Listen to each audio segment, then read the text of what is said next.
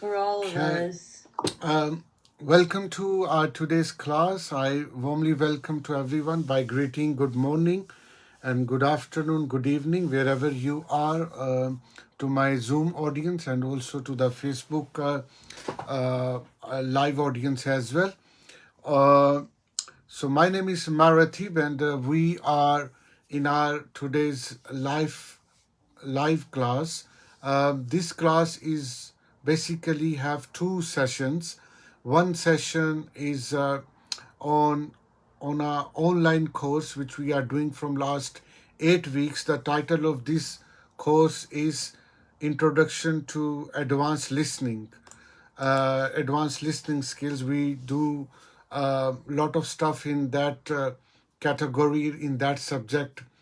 And also the second half of today's class will be our philosophical and spiritual uh, class, in which we will learn today and for another course episode based on pain body. So um, let's start our today's first session uh, of our course.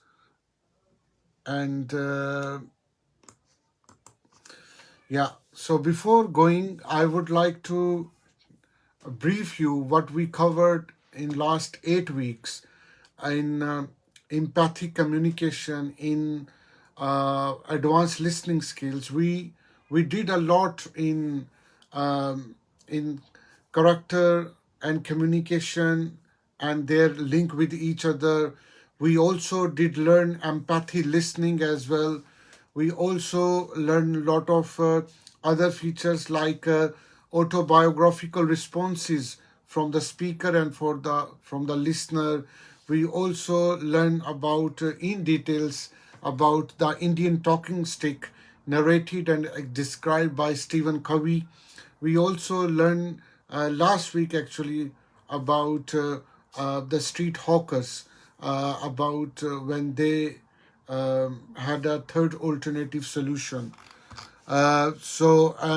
Also we did learn about specifically the third alternative, what the third alternative contribute in listening and give the meaningful outcome of the listening by if we practice the third alternative. Today specifically we are starting within the subsection that what level of listener you are right now and how you become listener. For example, if myself, I rate myself what kind of listener I am in my practical everyday life, then how I can know this. Um, and that I need to know. Um, it has a link, deep link with my childhood. It has a link with my strokes, which I receive from my family member, from my parents, from my school, from my society when I was growing from my childhood to teenage to adulthood and to onward. All these strokes also are the great contributor of making me the listener, what level I am, whether it's a good level, it's a low level, it's a high level. I'm not talking about the hierarchy of the levels of the listener. I'm talking about whatever the level me or you are, and how we have become in the current stage, what are the contributor that we are going to learn. Also it is important that we become listener of our level wherever we are through our filters as well. There are so many filters which are the part of my character, which are part of my personality, that also filter the listening capability of myself. And what are these? That all we are learning in today's class, because that will be lengthy class. So of course I will um describe and we will read few readings, and the rest of the reading and the knowledge we will resume in the next class in this particular session. Remember, we are going to learn how you become listener you are. That we are going to learn. And it will very practical learning. And if you are watching on the Facebook and you want to share my screen, you have to come to the Zoom link where you will have a great interactive experience as well, because we are reading here as well. There are my colleagues and friends on Zoom who will be reading all together, so that we have a mutual group coaching experience as well. So let's start it. The reading I have taken from the greatest book recommended by Stephen Covey. If you want to improve or enhance your listening skill, which we have forgotten unfortunately, and which are not part of our training program in any company, in any training company they are offering, this is the opportunity for you, that you can enhance and become a great communicator. And if you are a great communicator, it means that you will be a friend of many people. You can attract a lot of customer, you can attract a lot of friends, you can solve the problem of your family, of your uh, boyfriend, of your girlfriend, of your wife, of your husband, of your children, or any intimacy relationship you have, because listening is the highest proportion of your communication skill in today's. So that book is a mind blow, uh, and we will read couple of paragraphs from this. So let's start our reading, and we will take your couple of, I think, 10 or 20 minutes for reading, and then we can discuss. This session will be little more practical, because whatever we are learning, we will apply in our personal life, and then we will share with each other what the level we can do as well. So there will be practical exercise. After 10 minutes, we will be doing as well. So the listening, where listening does start in my life,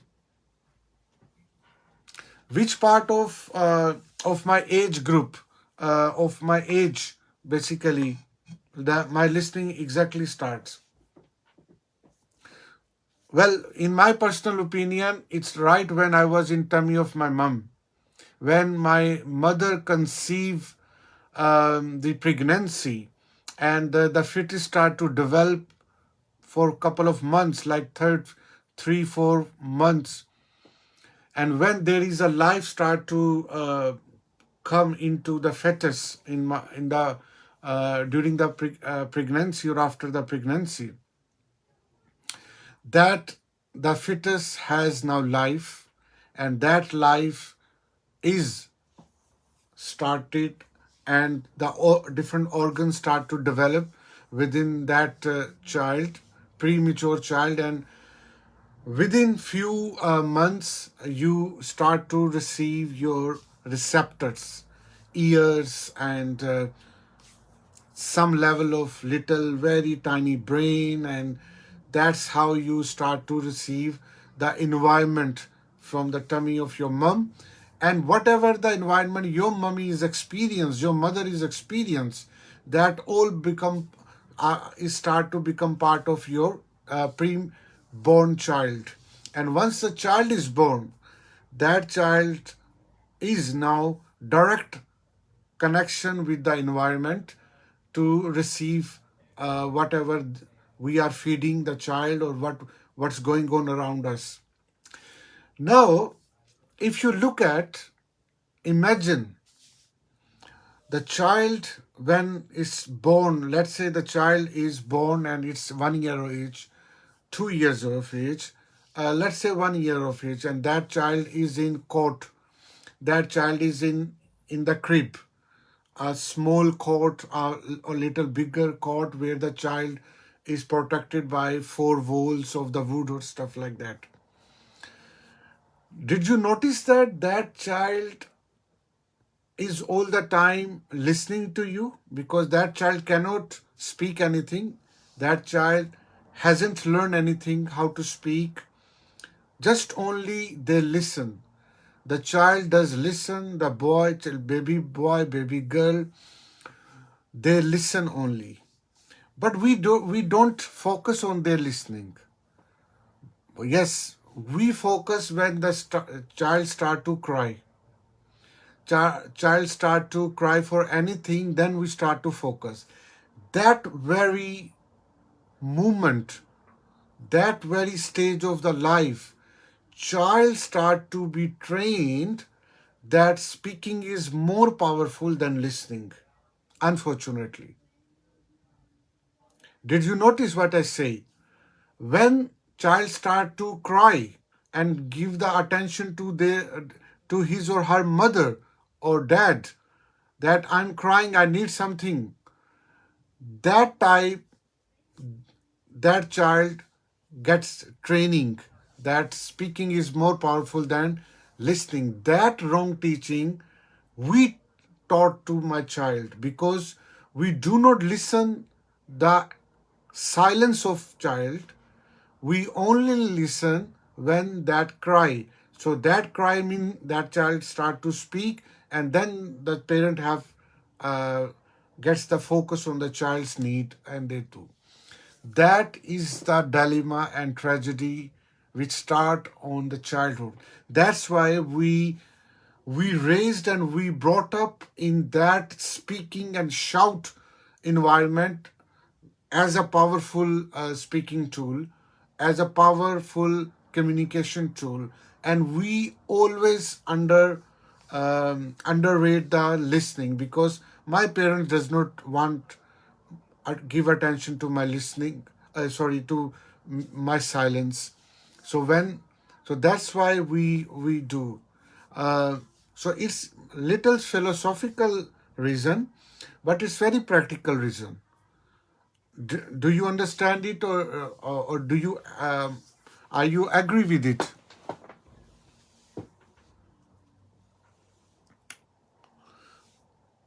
So let's try to read the same scenario, the same learning from the book.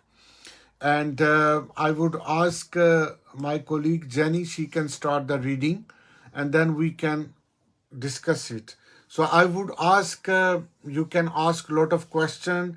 You can share your personal experience with your children, or yourself as a child, or you as an observer. Whatever, more you will share, more you will question, more you will have a critical even opinion about something, more you will be a great learner. If you are on a Facebook, then you can type your question or your comment, and then I can read it for you as well.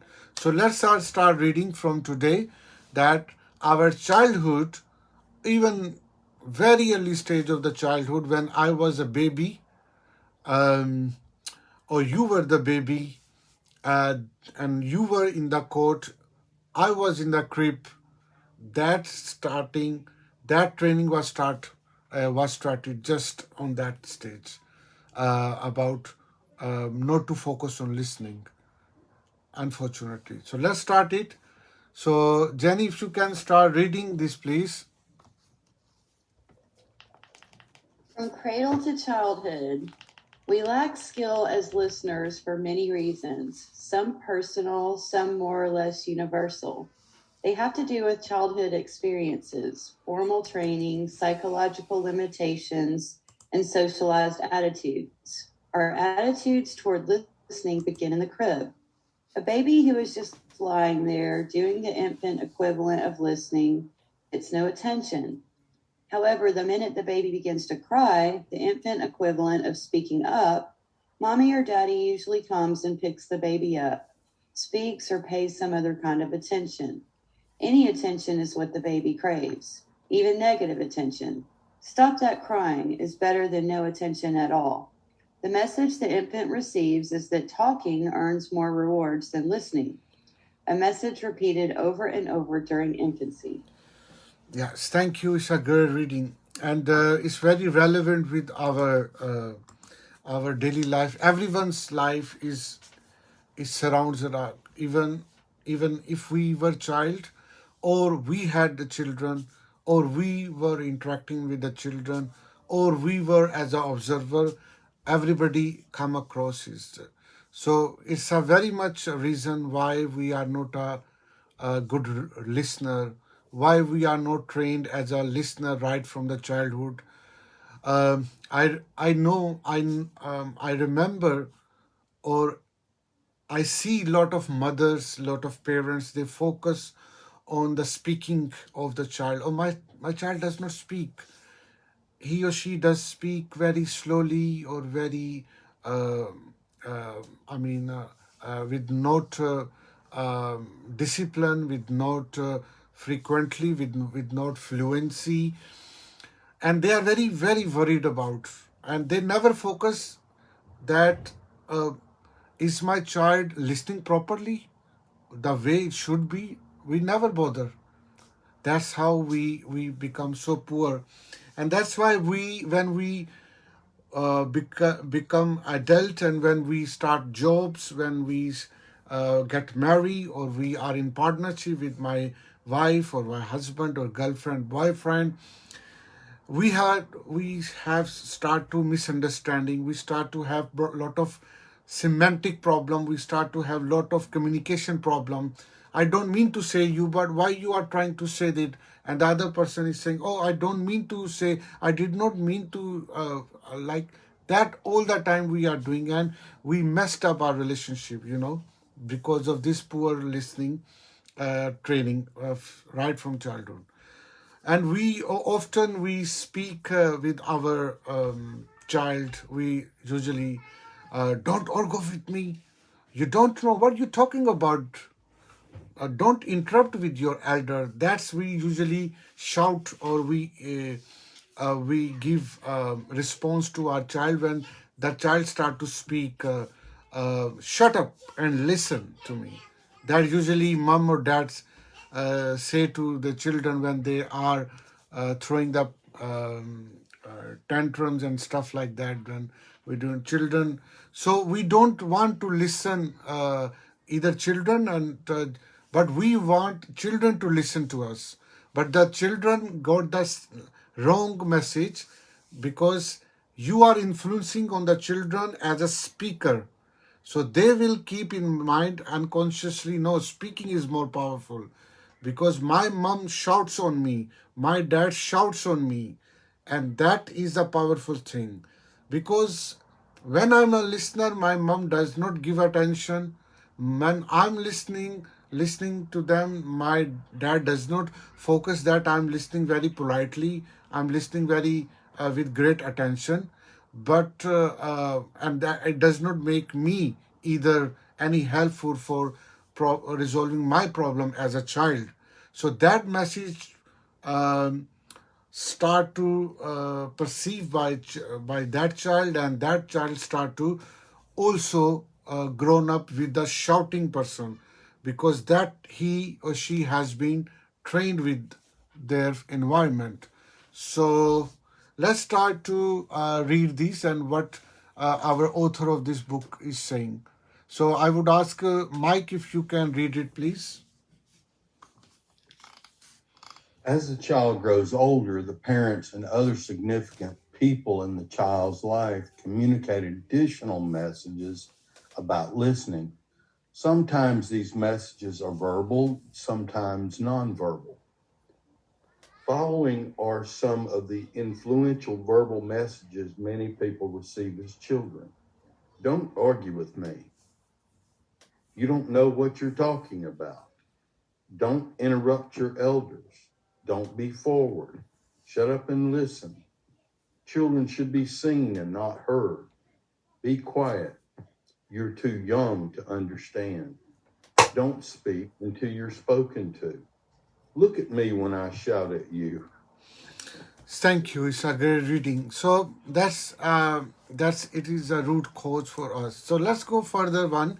Uh, paragraph, a quick paragraph, and then we will do a practical exercise in 2 minutes. So, Jenny, if you can read this, please. At first glance, some of the negative messages might seem to be encouragements to listen. However, if you were examining them and their ramifications, you probably began to experience some discomfort. A child who hears these messages also feels discomfort, and this discomfort seems to be associated with listening. The messages may even plant seeds of resistance to listening in the child's mind. For example, a child who repeatedly hears someone say, "Shut up and listen," may think consciously or unconsciously, "I will not shut up and listen, and no one is going to make me." There is a strong possibility that this child will grow up to be a poor listener. Thank you. It's a great reading. So you see, these are very, obvious things which uh, we are just witnessing to know. We are just listening to know. We are adding uh, uh, our knowledge about these realities which already happened, and but now we are focusing it more closely. So let's do a quick exercise. The exercise is for everyone here. You can do on a piece of paper, or you can do on your computer or your mobile phone or tablet, wherever you are watching it. That and the exercise is you might want to put a check by the messages above that you receive as a child. Of course, as a child, you would have received a lot of negative messages, like when you were not rated as a listener. They want you to be listener when they are speaking. They were the speaker. By examining the ramification of these messages in your present behavior, you might be surprised to find out how your past experiences are influencing your present listening habits. So that you need to focus in your mind, and how have the messages you checked influenced by your current listening behavior. That you can write somewhere your answer. What do you think that when you were child, or what sort of ramification you used to receive? Um, just try to focus on this, and you will be surprised as well. Um, and you will know that whatever your mom or dad or your teacher or your immediate family member on that time when you were child were doing, that shaped your future as a communicator, what level of listening habits you had. So if, like, for example, if I'm an adult and I'm not listening to my customer, or I'm not listening properly to my wife or to my child, that very much listening habit level is due to my previous history of my life when I was not listened by my parents. And when they used to tell me, "Shut up, don't argue with the elders," what sort of things they used to tell to you. Of course, you will be remember. Um, yeah, I remember a couple of things. I remember when I used to say something, my elders used to say, uh, "Don't talk with elders. Don't argue with elders." That type of thing I used to receive. Um, when I start to learn new things from my elder, then they will say, uh, "Stop. You are too young to understand this. When you will grow, then you will understand it." That type of behavior I used to receive from my elders who were looking after me. I remember when my um, yeah, so when I used to ask for different needs to my elders, then they used to do other unexpected things what it was supposed to be. So look at and remind your childhood what sort of behavior you did receive, and your current behavior will be the product of that behavior which you received. Or maybe you are doing with your children right now in your current age. You did not listen to your daughter, you did not listen to your son, you shouted at your uh, your children because you were shouted by your parents, you know. So that's how you're listening. Just focus as a listening habits, not as a speaker's habit. What type of listener you have been. If anybody wants to share any example, uh, you are welcome. If you are on YouTube, on the Facebook, then you can type the question as well, or your thought as well. That will be great as well. Anybody wants to share anything?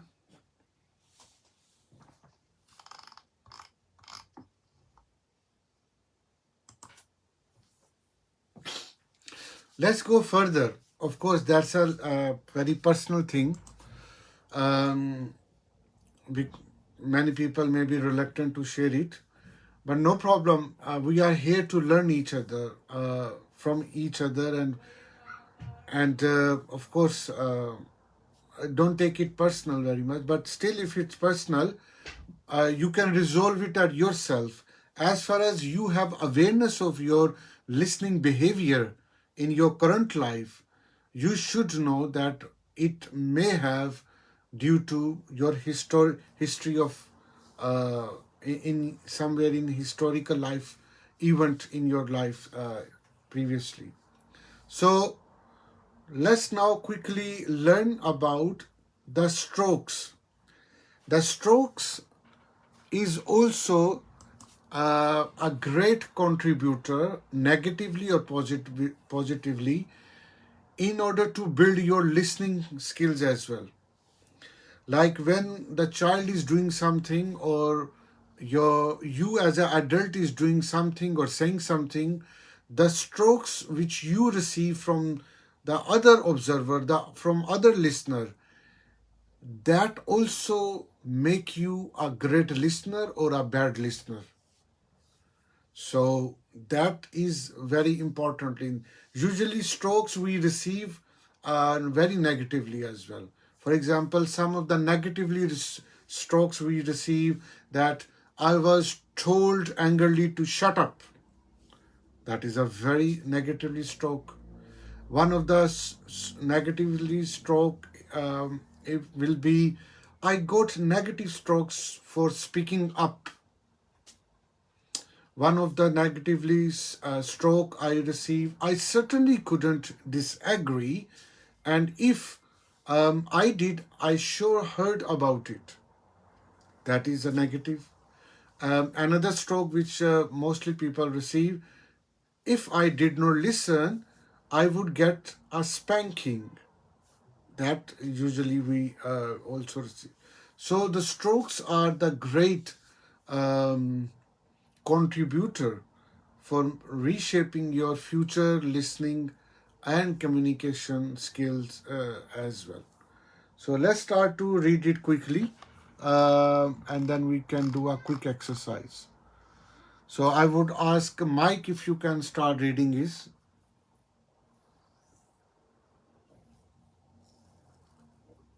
Strokes. One factor influencing how people get to be listeners they are is how they were stroked as children. How children are listened to can be negative or positive strokes. A child's behavior is often formed by the way he or she is paid attention to or receives recognition from others. A phenomenon dealt with by the late Dr. Eric Byrne author of Games People Play. Through his research, Dr. Byrne found that strokes were a vital aspect in the formulation of behavioral patterns. Every person has a need to be touched and recognized by others. A stroke is any form of recognition or attention and one recognized person gives to another. Strokes can be positive or negative. They can be given in the form of physical touching or nonverbal behaviors such as looks, winks, frowns, smiles, or gestures. Verbal strokes could be compliments or criticisms. Strokes are a survival need. Often, negative strokes are sent to children, and the parents don't realize the impact they're having on the child's self-concept. People often relate to the following examples of how they were stroked negatively. I was told angrily to shut up. I got negative strokes for speaking up. I certainly couldn't disagree, and if I did, I sure heard about it. If I didn't listen, I would get a spanking. Yeah. So you see that how it is important, and the strokes are important for the survival of the children's as a being, as a identity as well. So we have to be very careful as an elder when we are not satisfied with our children, or we interrupt them with very negatively stroke. Um, and the author of this book, she further says that one person said she got negative strokes for interrupting. She complied to the letter, but was left feeling that her ideas were not as important as other. Her brother, on the other hand, rebelled against the message and interrupted often, whereupon he was spanked or sent to his room. As an adult, this behavior pattern resulted in his being seen as unsubordinate and not of management potential.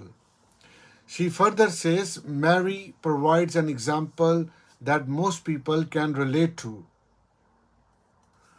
So I could not understand why speaking was so painful to me. So now here we are in the point where we need to understand sometimes the listening is a painful experience as well.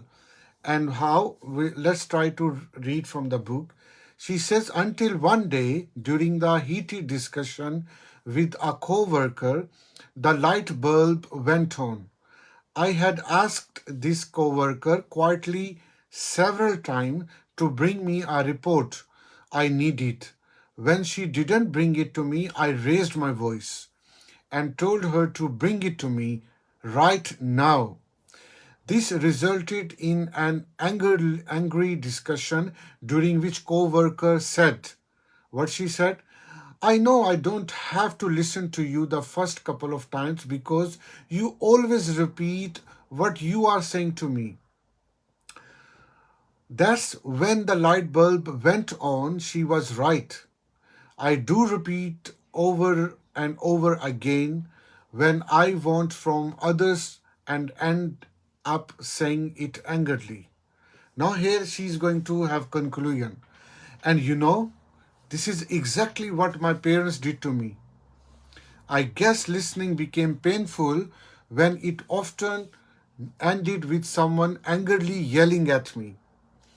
And here I am doing the same thing with others.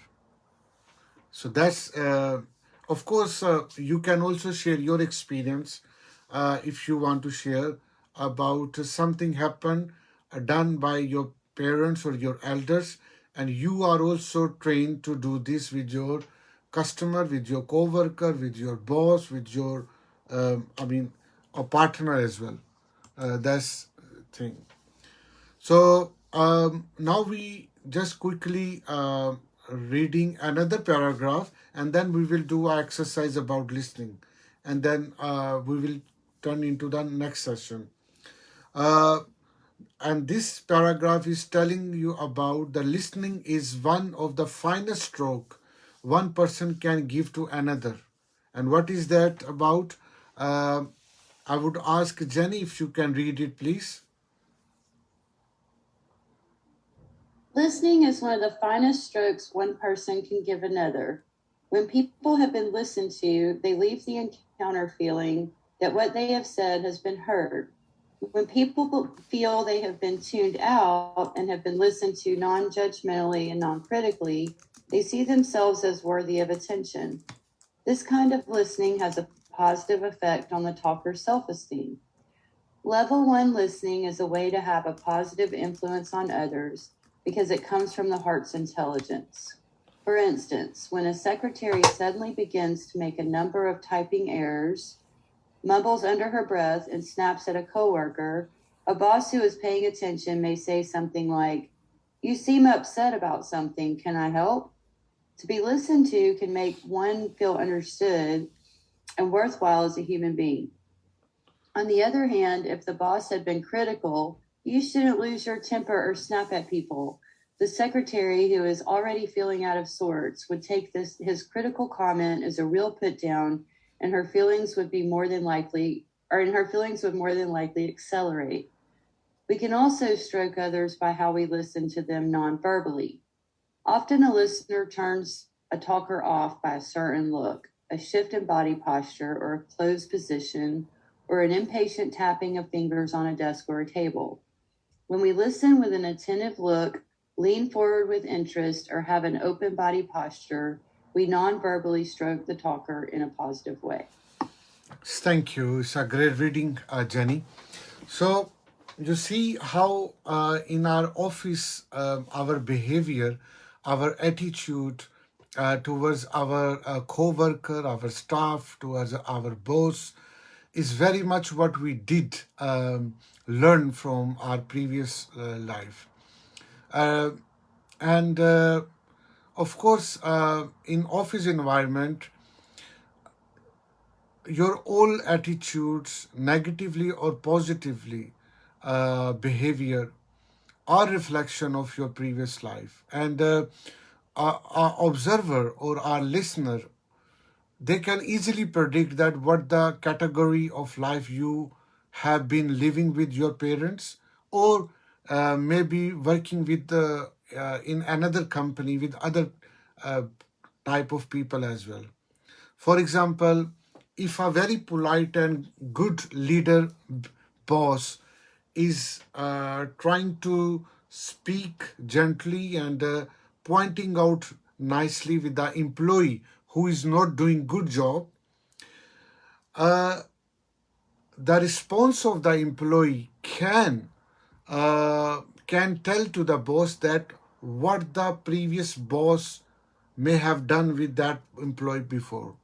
If the employee's response is good and professional and mature, then the boss will get the message, yes, he or she has a good background experience to about the problem, or about lack of hard workness or employee, or about the personal employees values like integrity, hard workness, honesty. But if employees response is negative, then the boss will immediately know that his or her background experience with other boss or other people are not good, because I'm doing quite fair dealing with that employee, that new employee, but he or she is perceiving me as a tyrant boss, uh, as a louder or a very negative boss, but where I'm not. So your listening and your response actually um, speaks louder as well, and gives the other person message very clearly that the what kind of background you had or you have as well, and that is your response makes the difference, so, and make you direction for your future relationship as well. So let's do a exercise quickly. uh, okay, before we Okay. Dali, I think I have a message. My mother would yell when I was young, and as I grew, now as an adult, I am sometimes one apt to yell too. When I feel it is called for defensively as well as offensively. My volume at home also is often too loud. Since I speak for work in an open space, that requires me to project my voice. Yeah, absolutely. This is very much reality. Thank you for sharing Dale with us about your experience. Yeah, I sometime unconsciously also I speak a little bit louder for a small thing as well, unconsciously as well. And then I do realize sometime immediately that I did something wrong, and of course, that is my unconscious mind. Possibly is a reflection of my previous grooming, my previous nurturing in my early childhood. It was. Although my childhood was not bad, but neither very good as well. But still, we can. But that all depends that how aware you are about. As far as you have consciously awareness about your behavior, you will roll back to your any weaknesses. That's the beauty of learning. So knowledge and learning actually make you aware about your negatively or positive behavior, so that you will become consciously aware about your attitude and your body or body movement or gesture, um, uh, and your all things, and that's how you learn about. So thank you for sharing Dali with us. Uh, so exercises take a few minutes to think of many non-verbal ways that other people let you know they are listening to you, uh, and that are felt. They are saying, "Oh yes, we are listening to you. I'm listening to you," but of course, their body language is showing something else, and you feel it. Uh, Maybe their facial, their body postures, their gestures, their tone of voice, or other thing. Can you give any example here? Yeah, Jenny, you want to say something? Well, yeah, I can give an example. It's their emotional response to the conversation. Like sometimes if you express something to someone and they start getting very passionate about it and sometimes even interject because you can realize not only are they hearing you, but they're excited. Or if they're confused, they'll give you a response that's, asking you really what makes you think that, you know. Or then another could be the yelling, like Dale is talking about, where there's a defense response where they feel angered by what you're trying to tell them, and there can be that kind of response. So really, the emotional response, whether it be facial or vocal, or even the body posture, and just yeah, the emotional, I think. Yeah. Absolutely. The strokes are so important.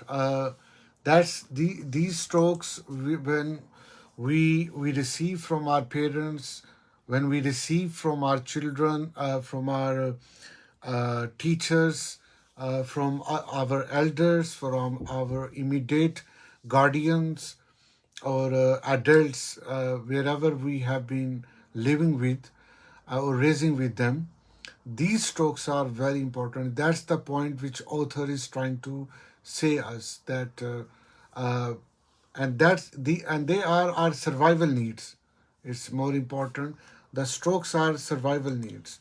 And negative strokes make us the negative adult, and positive strokes to the children make them positive uh, thing as well. So, yeah. So whether we are receiving verbal or non-verbal response from my boss, from my coworker, from my parents, from my any person who is around me, that is felt. And no matter uh, you say no, the other person who is trying to impact you negatively, and whereas his or her verbal or non-verbal communication is negatively, it will reflect on your person. You will receive it, you will feel it, and it will be felt definitely. um, but in official environment, there are many walls between employees and boss, between one colleague and other colleague. So because of courtesy, because of walls or unfriendly um, environment, you cannot share everything to each other. You cannot say openly, loudly, bluntly to that, oh, I know you are flattering me. I know you are saying you are something from inside and you are showing negatively behavior. I know what you mean. So these type of judgments we do not say in official and formal environments usually, but we do receive Meritive, as well. Meritive, I have an example from work Yeah, from several years ago that might be applicable here. yeah, I um, I was in charge. I was actually the product manager for the product that I was developing with a company, and so I would go out onto the shop floor where they were actually building the equipment, and I would tell them, you know, whether they were doing it right or whether they were doing it wrong. I'd try to be complimentary, but I was told that I had a facial expressions, and because I was large in stature, you know, taller than some of the people, and I had these tone of voice that was critical, and things that I was intimidating to the people that were out there. And eventually, I was asked to not go out there, to stay out of the shop because I made people uncomfortable by the way that I was doing. Now, that was many years ago, and I've tried to change the way that I respond to people and act around people, and have made many improvements. But those were some weak points that I had that I didn't even know and I wasn't aware of, and it was probably from I don't know, maybe some insecurity or something that was developed through childhood or early young adulthood. But yeah. that was all I knew. Of course, of course. It's a great example, and we cannot hide it. We cannot. If we have a leadership skill or honest, uh, being an honest person, we cannot make it fake. Whatever you are, we are receiving. We cannot deny from the reality what is. So yeah, these all listening and receiving things are very much part of our reality, whether we are stroking through facial expression, our gestures, tone of voice, or itself, clothing itself is very important part. What type of clothing or your dress, you are dressed up, um, your body itself is built, and what, so many things they speak silently, and as a part of stroke as well. So absolutely, thank you. So that's it. Is today's topic will continue. We will continue to learn next week about the the topic which we started today. How become listener you are. That's number 9, the week number 9, in which we finished childhood. That's one, and stroke. That's we try to focus. Next week we will learn that when we listening through many lenses, when we listening through many filters, and when we listen through our self knowledge, what type of listener we become. These are also very important. There are other factors also to become our what type of listener we are, what type of schooling experience we had, what type of socializing experience we had. That also make us what level of listener I am at the moment. So we will continue part 2 next week in this. Uh, Apart from this, if you have any question or you want to share something, let me know. Otherwise, I'm going to start our second session, and second session is how process of pain body works. That we are going to learn today. Um, so let me see on the Facebook if somebody left any message. Okay. Hi, Pranjal, on the Facebook. And there is another one is going. Dohan Deva.